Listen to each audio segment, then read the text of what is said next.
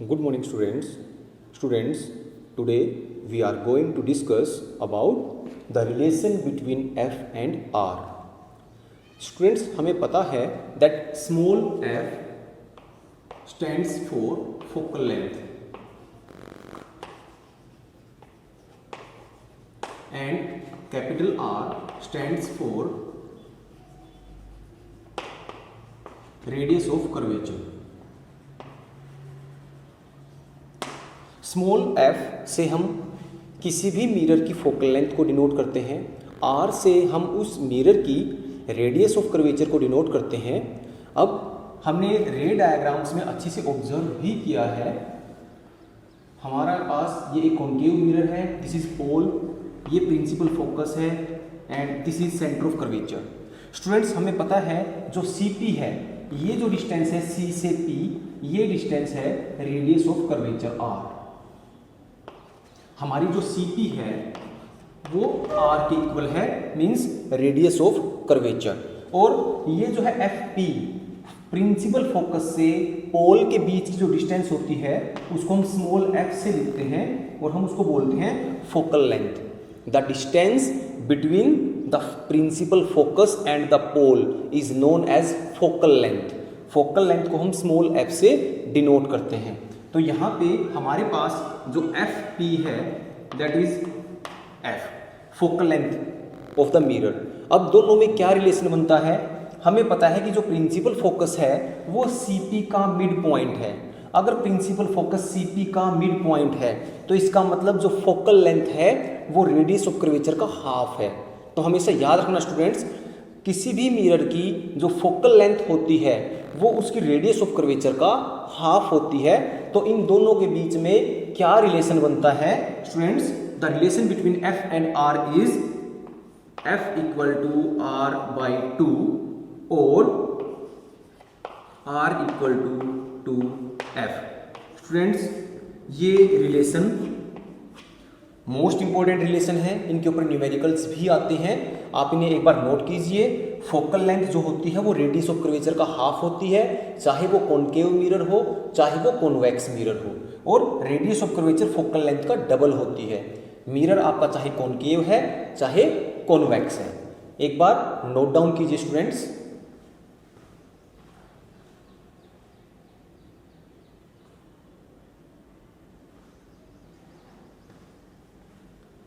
Okay, अब हम आगे स्टार्ट करते हैं new Cartesian sign conventions. Students, अब हम बात कर रहे थे, हमने डिस्कस किया है the image formation by concave mirror, the image formation by convex mirror. हमारा ऑब्जेक्ट इन्फिनिटी पे रखा है, बियॉन्ड C रखा है, between C and F means अलग अलग पोजीशन पे जब हम ऑब्जेक्ट को रखते हैं तो इमेज भी अलग अलग पोजीशन पर बनती है। बट अगर हम मैथमेटिकल रिलेशन देखना चाहें, मैथमेटिकली, कि अगर मैं किसी ऑब्जेक्ट को मिरर से 10 सेंटीमीटर दूर रखूं, अगर मैं किसी ऑब्जेक्ट को मिरर से 50 सेंटीमीटर दूर रखूं और उस मिरर की फोकल लेंथ अगर 12 सेंटीमीटर है तो इमेज कहाँ बनेगी, मिरर से कितने सेंटीमीटर दूर बनेगी? तो स्टूडेंट्स, जब हम न्यूमेरिकल वैल्यूज़ की बात करते हैं, मैथमेटिकल कैलकुलेशंस की बात करते हैं, तो हमें कुछ कार्टेशियन साइन कन्वेंशंस का यूज़ करना पड़ता है।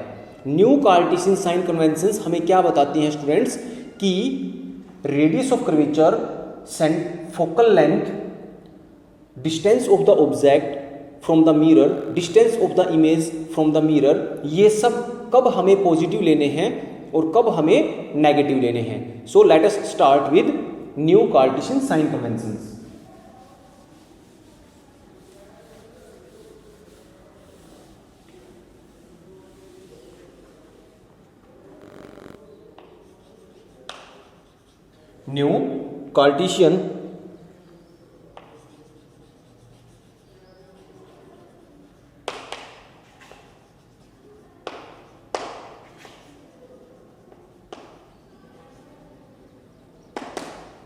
New Cartesian sign conventions. Students,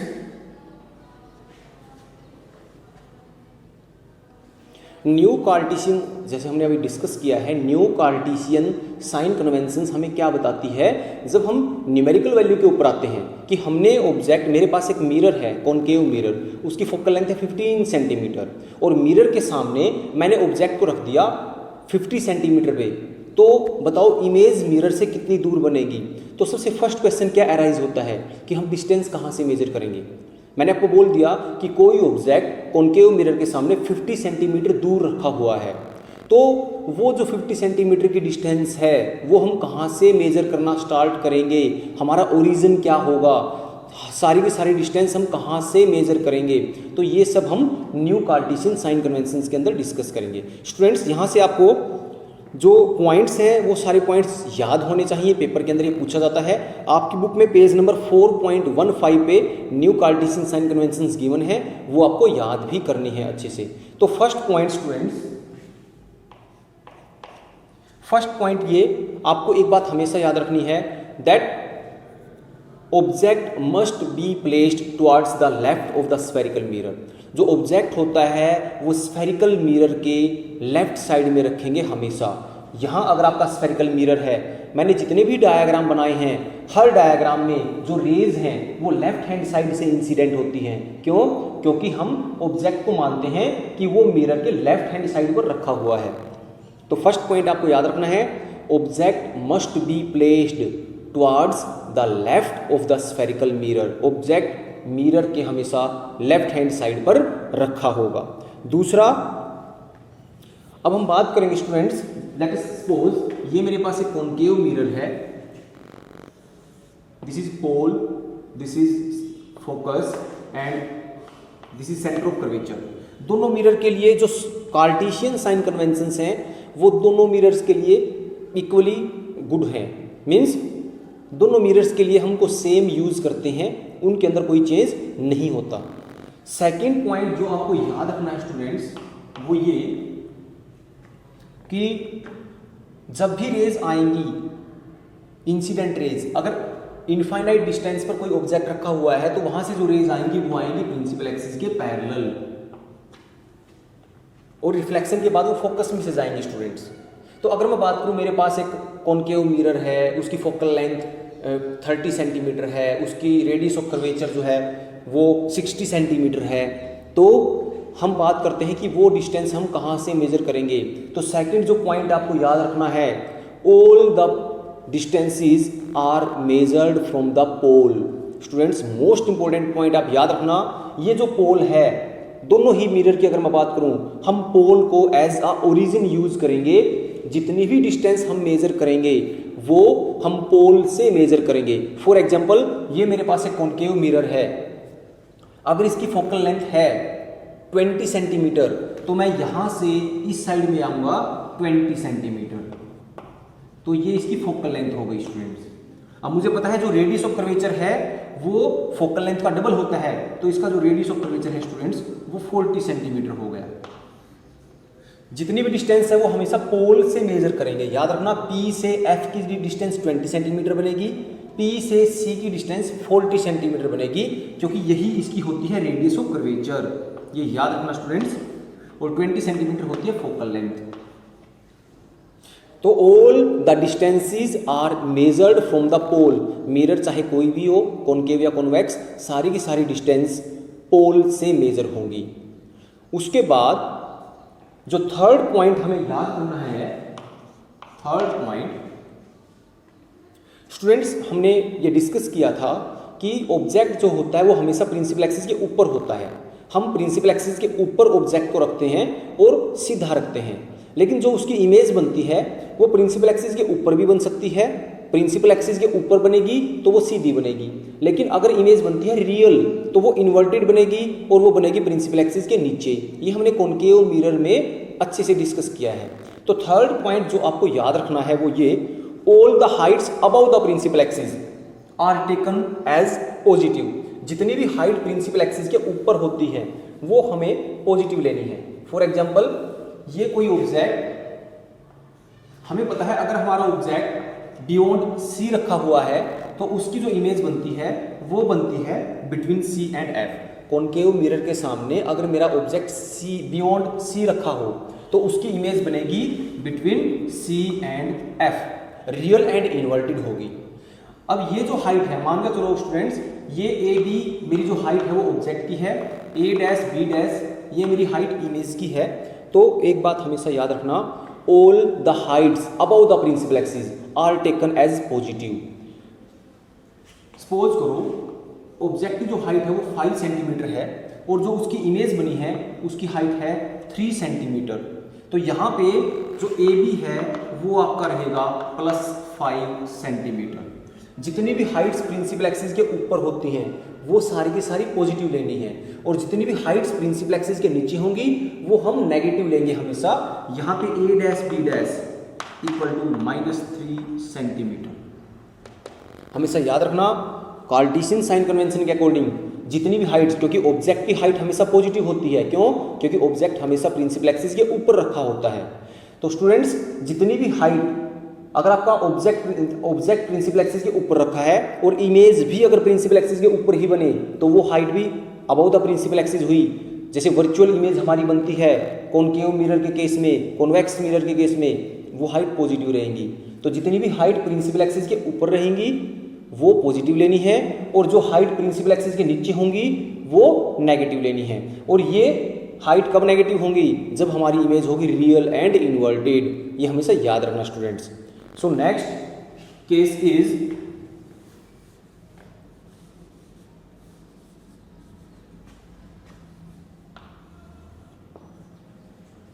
the fourth point is, अब बात आती है स्टूडेंट्स, अगर हम डिस्टेंस, क्योंकि हमें सारी की सारी जो डिस्टेंस है वो पोल से मेजर करनी है। ये मोस्ट इंपॉर्टेंट पॉइंट है, ये आपको याद रखना है।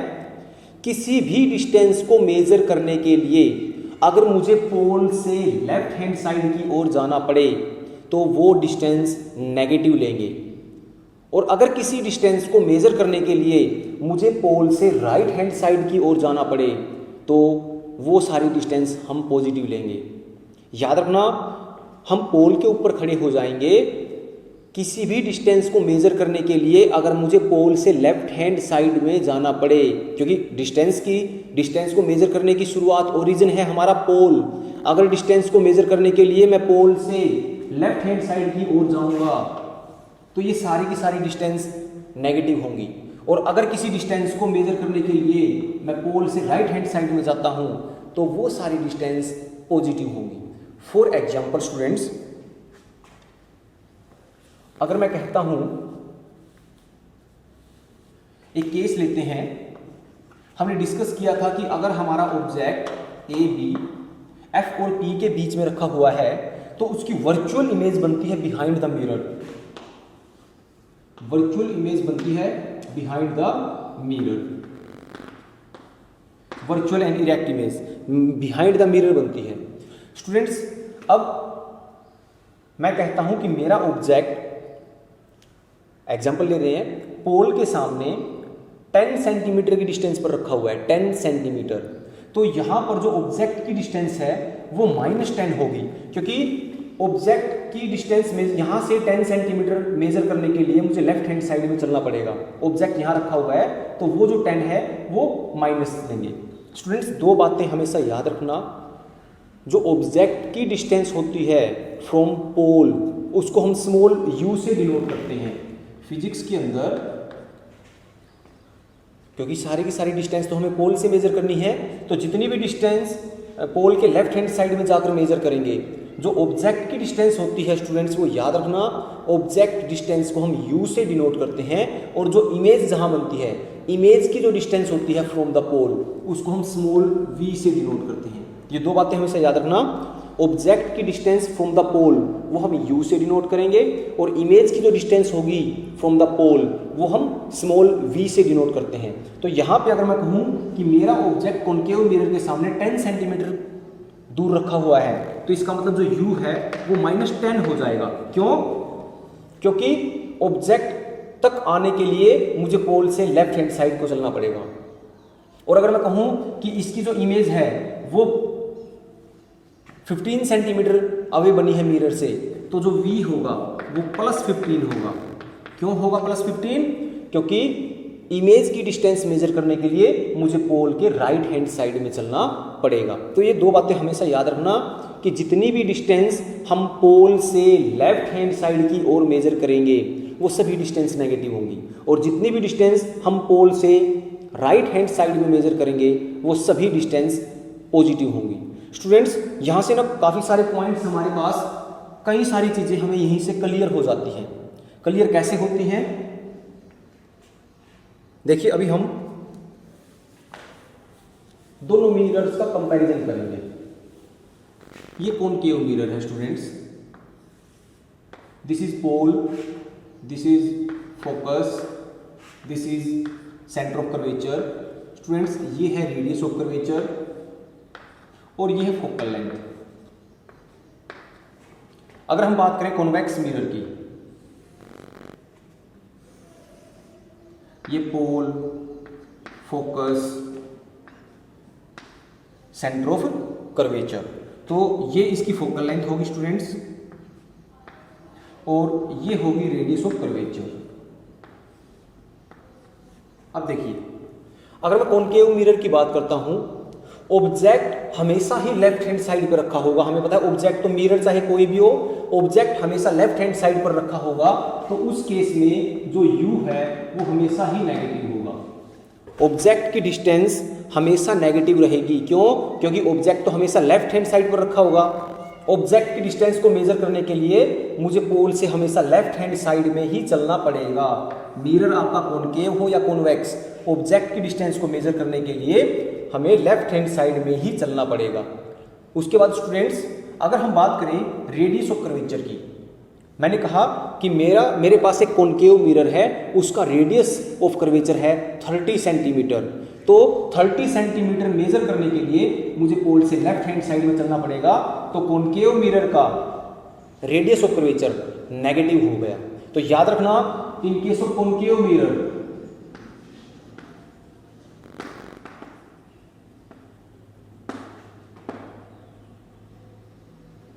इन case of concave mirror u हमेशा नेगेटिव होगा, r भी नेगेटिव होगा, f भी नेगेटिव होगा स्टूडेंट्स, क्योंकि जो फोकल लेंथ है, मैंने कहा था इसका रेडियस ऑफ कर्वेचर है 30 सेंटीमीटर, तो इसकी फोकल लेंथ हुई 15, लेकिन 15 सेंटीमीटर मेजर करने के लिए भी पोल से लेफ्ट हैंड साइड में चलना पड़ेगा, इसीलिए इसका रेडियस ऑफ कर्वेचर भी नेगेटिव होता है, इसकी फोकल लेंथ भी नेगेटिव होती है। ये सारे पॉइंट्स याद रखना।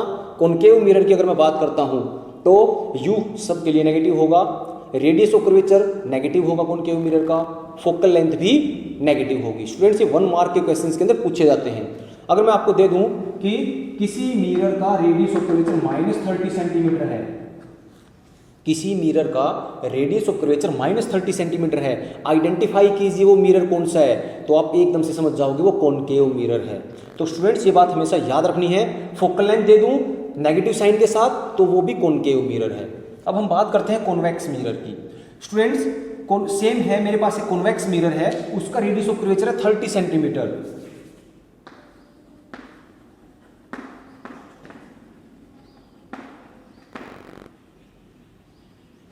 Yes, in case of convex mirror, convex mirror के केस में क्या होगा स्टूडेंट्स, रेडियस ऑफ कर्वेचर को मेजर करने के लिए अगर मेरे पास एक कॉन्वेक्स मिरर है, उसका रेडियस ऑफ कर्वेचर है 30 सेंटीमीटर, तो 30 सेंटीमीटर डिस्टेंस मेजर करने के लिए पोल से मुझे राइट हैंड साइड में जाना पड़ेगा। जब मैं पोल से राइट हैंड साइड में जाऊंगा तो जो रेडियस ऑफ कर्वेचर है वो पॉजिटिव रहेगा। इसकी फोकल लेंथ को मेजर करने के लिए भी मुझे राइट हैंड साइड में जाना पड़ेगा, क्योंकि फोकल लेंथ है P और F के बीच की डिस्टेंस। P पर मैं यहाँ से शुरू करूँगा और मैं F तक जाने के लिए राइट हैंड साइड में चलूँगा, तो इसकी जो फोकल लेंथ है वो भी +15 सेंटीमीटर। तो ये याद रखना स्टूडेंट्स, दो बातें मैंने आपको बताई हैं। मिरर चाहे कोई भी हो, डिस्टेंस सभी पोल से मेजर होंगी। जितनी भी डिस्टेंस हम पोल के लेफ्ट हैंड साइड में जाकर मेजर करेंगे, पोल के लेफ्ट हैंड साइड में जितनी भी डिस्टेंस मेजर करेंगे वो सब की सब डिस्टेंस नेगेटिव लेनी है, और पोल के राइट हैंड साइड में हम जितनी भी डिस्टेंस मेजर करेंगे वो सब पॉजिटिव लेनी है। स्टूडेंट्स, कुछ चीज़ें आपको जो याद रखनी है वो ये, जितनी भी हाइट्स प्रिंसिपल एक्सिस के ऊपर होंगी वो पॉजिटिव रहेंगी वो हाइट, और जो हाइट प्रिंसिपल एक्सिस के नीचे होगी वो नेगेटिव रहेगी। मिरर के सामने ऑब्जेक्ट की जो डिस्टेंस होती है उसको हम स्मॉल u से डिनोट करते हैं स्टूडेंट्स। जहां इमेज बनती है पोल से उस इमेज के बीच की डिस्टेंस को हम v से डिनोट करते हैं, स्मॉल v से। रेडियस ऑफ कर्वेचर को कैपिटल R से डिनोट करते हैं और फोकल लेंथ को स्मॉल f से डिनोट करते हैं। तो ये कुछ पॉइंट्स हैं जिनको आप देखते ही बता सकते हो कि मिरर कौन सा है। अगर मैं कहूं कि मेरे पास एक मिरर है जिसकी फोकल लेंथ है +20 सेंटीमीटर, आइडेंटिफाई कीजिए इसको। तो प्लस का साइन देखते ही हमें पता चल गया ये एक कॉन्वेक्स मिरर है। तो स्टूडेंट्स इन पॉइंट्स को एक बार अच्छे से ऑब्जर्व कीजिए।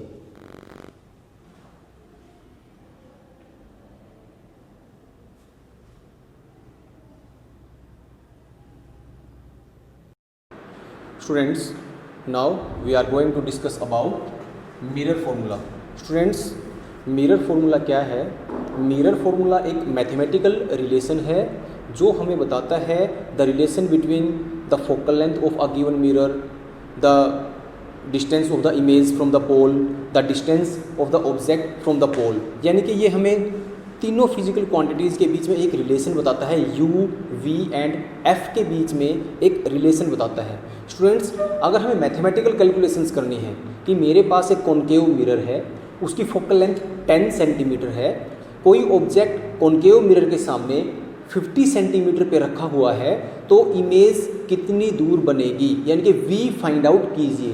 तो उस मैथमेटिकल कैलकुलेशन के लिए, एग्जैक्ट वैल्यू के लिए हमारे पास एक मैथमेटिकल रिलेशन होना चाहिए और उसी मैथमेटिकल रिलेशन को हम बोलते हैं mirror formula. Students, mirror formula एक ऐसा मैथमेटिकल डेरिवेशन है, एक ऐसी मैथमेटिकल इक्वेशन है जो ऑब्जेक्ट डिस्टेंस, इमेज डिस्टेंस और फोकल लेंथ को आपस में रिलेट करती है। मिरर फॉर्मूला क्या है? 1/v + 1/u = 1/f। स्टूडेंट्स, ये है mirror formula 1/v + 1/u = 1/f। यहाँ पे हमें पता है that u is the distance of the object from the pole. सारी की सारी डिस्टेंस हमें पोल से मेजर करनी है, तो जहां पर भी हमारा ऑब्जेक्ट रखा होगा पोल से हम उस डिस्टेंस को मेजर करेंगे लेफ्ट हैंड साइड में। So u is the distance of the object from the pole, v is the distance of the image from the pole and f is focal length of the mirror।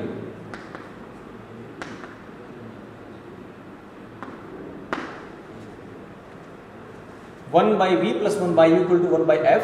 यहाँ पे u distance है object की पोल से, v distance है image की पोल से और f जो है वो फोकल लेंथ है मिरर की। इसे नोट डाउन कीजिए।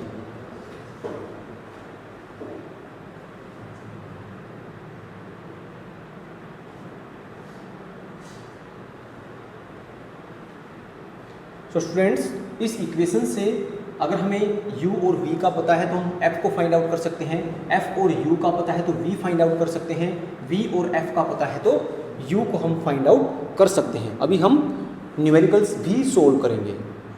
नेक्स्ट हम डिस्कस करेंगे मैग्निफिकेशन।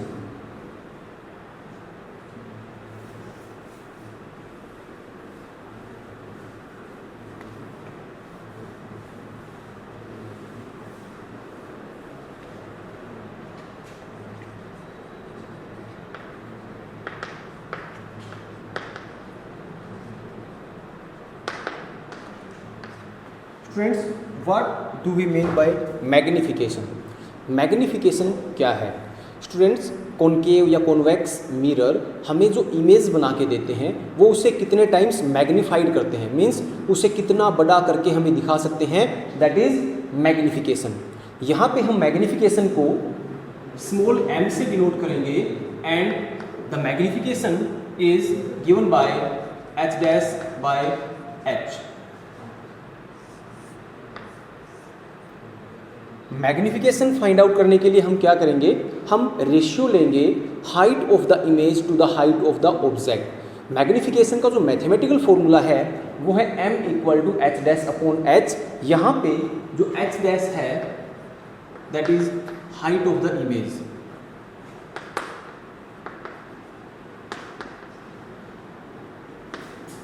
और जो h है that is height of the object. h dash height of the image, h height of the object. तो मैग्निफिकेशन हुई h डैश बाई h। तो हम इसको कैसे डिफाइन करेंगे, it may be defined as the ratio of height of the image to the height of the object. याद रखना students, magnification means कि कोई मिरर किसी ऑब्जेक्ट की इमेज को हमें कितना मैग्नीफाई करके, कितना बड़ा करके दिखा सकता है, that is magnification. m equal to H dash by H. But students, अगर हमें ऑब्जेक्ट और इमेज की हाइट का ना पता हो, हमें क्वेश्चन के अंदर सिर्फ u और v का ही पता हो, डिस्टेंस ऑफ द ऑब्जेक्ट और डिस्टेंस ऑफ द इमेज, और हमें मैग्निफिकेशन फाइंड आउट करनी है, तो भी हमारे पास एक फॉर्मूला बनता है मैग्निफिकेशन का in the form of u and v।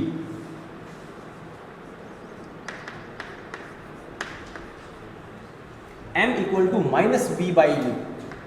Students, ये अनदर फॉर्मूला है मैग्निफिकेशन का इन केस ऑफ मिरर। ये बोथ मिरर्स की बात है, कॉनकेव हो या कॉन्वेक्स हो, मैग्निफिकेशन होता है माइनस वी अपॉन यू। अगर हमें h और h डैश का ना पता हो, v और u का पता हो, तो भी हम मैग्निफिकेशन फाइंड आउट कर सकते हैं। तो हमारे पास मैग्निफिकेशन का जो फॉर्मूला आता है वो आता है m is equal to h dash upon h that is equal to minus V by U. तो स्टूडेंट्स, ये फॉर्मूला हम नोट करेंगे और इस फॉर्मूले को हम याद भी रखेंगे that m equal to H dash upon h equal to minus V by U. This represents the magnification. अगर हमें हाइट ऑफ द ऑब्जेक्ट और height of the image given है तो हम यूज़ करेंगे h डैश बाई h। अगर हमें u और v गिवन है तो हम यूज़ करेंगे v बाई u, और इस फॉर्मूले की हेल्प से हम इमेज की हाइट भी फाइंड आउट कर सकते हैं। क्यों? क्योंकि दोनों ही मैग्निफिकेशन के फॉर्मूले हैं। यहाँ से हम लिख सकते हैं that H dash upon H is equal to minus V by U, और H dash equal to minus V by U into H. तो स्टूडेंट्स, अगर मुझे एच, वी और यू का पता है, ये सब मुझे गिवन है क्वेश्चन में, तो हम height of the image find out कर सकते हैं। हाइट ऑफ द इमेज हमारे पास आएगी minus V by U into H. इसे नोट कीजिए।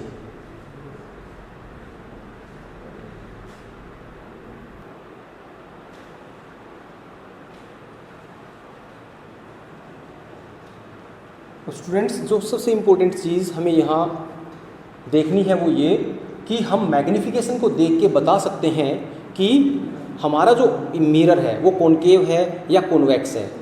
हम मैग्निफिकेशन से ही मिरर के नेचर का पता लगा सकते हैं। हम इमेज को देखकर बता सकते हैं कि मैग्निफिकेशन कैसी होगी। स्टूडेंट्स, अब हम डिस्कस करेंगे magnification for real image and magnification for virtual image. Students, first point जो हमें याद रखना है वो ये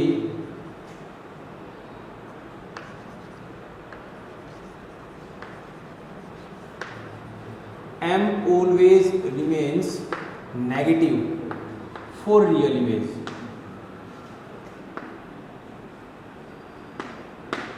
ये हमेशा याद रखना। अगर आपको गिवन है कि कोई मिरर इमेज बनाता है और उस मिरर की जो मैग्निफिकेशन है वो -3 है स्टूडेंट्स, तो हम देखते ही बता सकते हैं वो एक कॉनकेव मिरर है, क्योंकि कॉनकेव मिरर ही रियल इमेज बनाता है।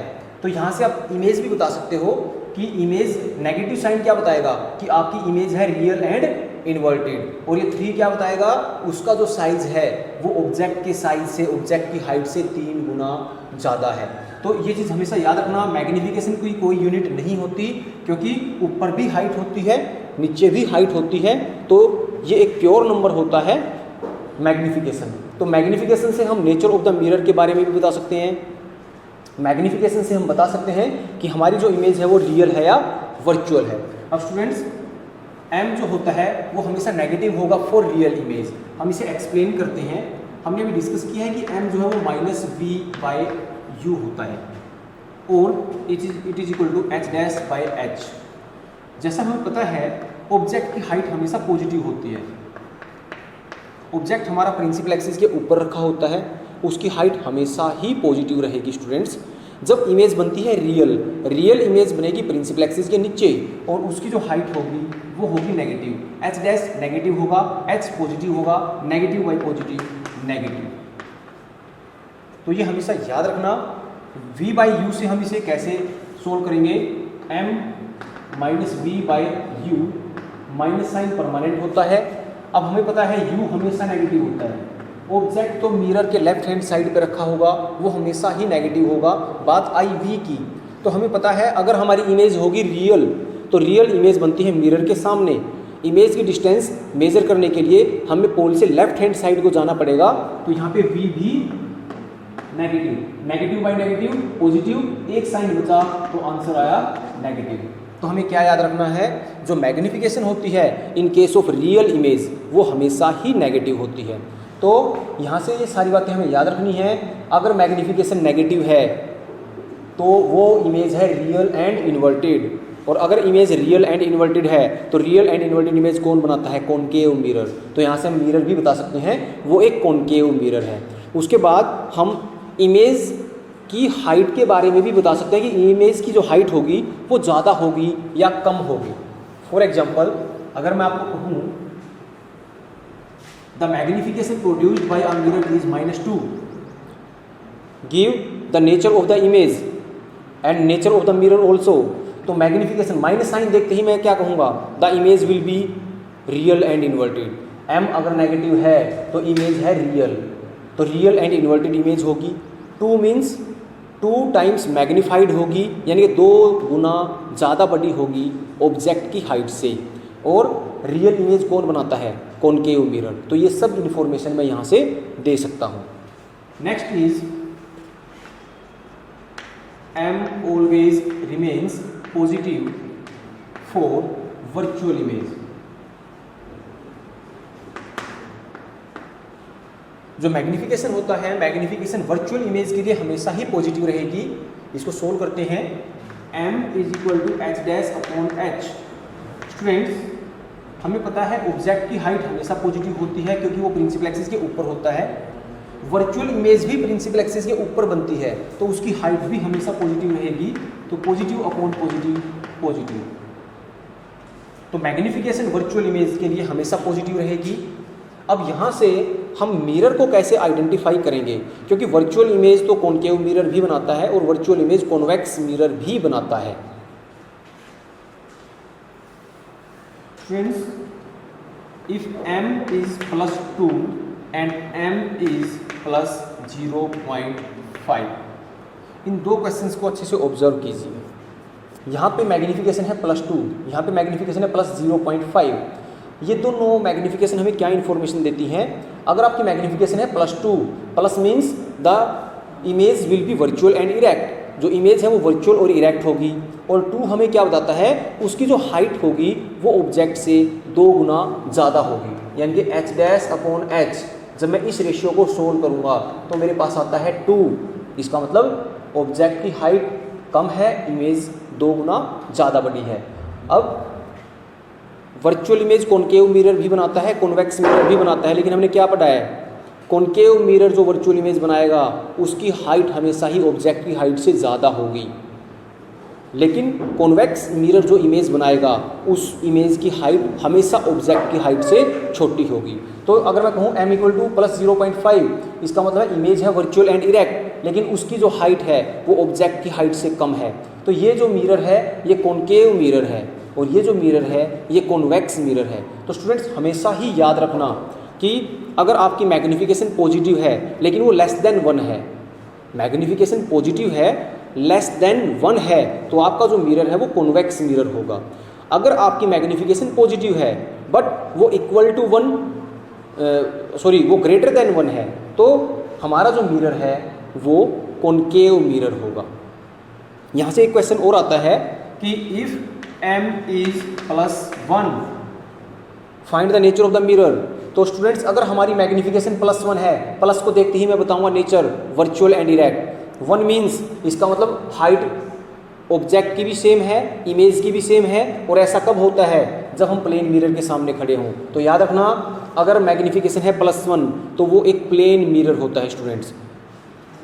नेक्स्ट क्वेश्चन इज, अगर आपको गिवन है कि जो मैग्निफिकेशन है किसी मिरर की वो -1 है, तो मेरे को ऑब्जेक्ट की पोजीशन बताइए। किसी मिरर की मैग्निफिकेशन -1 है, मेरे को ऑब्जेक्ट की पोजीशन बताइए। और इमेज का नेचर तो यहीं से दिखाई दे रहा है, नेगेटिव साइन का मतलब image will be real and inverted. But 1 means क्या है, यहाँ मिरर कौन सा है, the mirror will be a concave mirror, और ऑब्जेक्ट कहाँ रखा हुआ है, एट सी। ये हमेशा याद रखना स्टूडेंट्स, अगर मेरा ऑब्जेक्ट कॉनकेव मिरर के सामने सी पर रखा है तो इमेज भी सी पर बनेगी, रियल एंड इन्वर्टेड होगी, और जो हाइट होगी वो ऑब्जेक्ट के जितनी होगी। तो इसका मतलब क्या हुआ, जो मैग्निफिकेशन होगी कॉनकेव मिरर की, अगर ऑब्जेक्ट सी पर रखा है तो मैग्निफिकेशन -1 आएगी। तो मैग्निफिकेशन का साइन देख के मैं नेचर बता सकता हूँ इमेज का। अगर माइनस साइन है तो इमेज रियल एंड इन्वर्टेड होगी, और अगर मैग्निफिकेशन है पॉजिटिव तो मैग्निफिकेशन होगी वर्चुअल एंड इरेक्ट। उसके बाद अगर मैग्निफिकेशन पॉजिटिव है लेकिन लेस देन 1 है तो वो मिरर होगा कॉन्वेक्स मिरर। अगर आपकी मैग्निफिकेशन पॉजिटिव है लेकिन ग्रेटर देन 1 है तो वो मिरर होगा कॉनकेव मिरर। प्लेन मिरर की मैग्निफिकेशन हमेशा +1 होती है, याद रखना, क्योंकि जो प्लेन मिरर होता है वो वर्चुअल एंड इरेक्ट इमेज बनाता है, बट उसकी जो हाइट होती है वो उतनी ही होती है जितनी हमारी होती है। उसके बाद अगर मैग्निफिकेशन है -1 तो ये इमेज होगी रियल एंड इन्वर्टेड, और 1 क्या रिप्रेजेंट करता है कि जो इमेज की हाइट है वही ऑब्जेक्ट की हाइट है। और ऐसा कब पॉसिबल है, जब हमारा ऑब्जेक्ट कॉनकेव मिरर के सामने सी पर रखा हो। तो यहाँ से हम बताएंगे कि हमारा जो मिरर है वो कॉनकेव मिरर है और ऑब्जेक्ट की पोजीशन क्या है, एट सी। तो इन सभी केसेस में हम ऑब्जेक्ट की पोजीशन भी बता सकते हैं, ऑब्जेक्ट की पोजीशन भी बता सकते हैं स्टूडेंट्स। अगर m है +2, यहाँ से मुझे पता चल रहा है कि हमारी इमेज है वर्चुअल एंड इरेक्ट। मिरर कौन सा है, कॉनकेव मिरर, तो ऑब्जेक्ट कहाँ रखा हुआ है, आपको पता है एक ही केस ऐसा है जब कॉनकेव मिरर वर्चुअल इमेज बनाता है, और वो केस कौन सा है, जब हमारा ऑब्जेक्ट F और P के बीच में रखा हो। तो यहाँ से अगर मैं आपको कहूँ कि find the position of the object, तो आप क्या लिखोगे, the object must be placed between F and P, क्योंकि कॉनकेव मिरर के सामने अगर ऑब्जेक्ट F और P के बीच में रखा है तो ही इमेज बनेगी behind the mirror, virtual and erect होगी, और उसकी जो हाइट होगी वो ऑब्जेक्ट से ज़्यादा होगी। तो इन सभी क्वेश्चंस से ये मोस्ट इंपॉर्टेंट क्वेश्चन बनता है। यहाँ से बहुत सारे क्वेश्चंस एग्जाम में भी आते हैं। आप मैग्निफिकेशन को देख के ऑब्जेक्ट की पोजीशन के बारे में बता सकते हो, मैग्निफिकेशन को देख के आप मिरर के नेचर के बारे में बता सकते हो, वो कॉनकेव है कॉन्वेक्स है। मैग्निफिकेशन को देख के आप बता सकते हो, मैग्निफिकेशन के साइन को देख के आप बता सकते हो इमेज आपकी रियल है या वर्चुअल है। मैग्निफिकेशन को देख के आप बता सकते हो कि हमारा जो मिरर है अगर वर्चुअल इमेज है तो वो मिरर कॉनकेव है या कॉन्वेक्स है। तो ये सारे पॉइंट्स जो हमने डिस्कस किए हैं ये अच्छे से लर्न कीजिए। Thank you.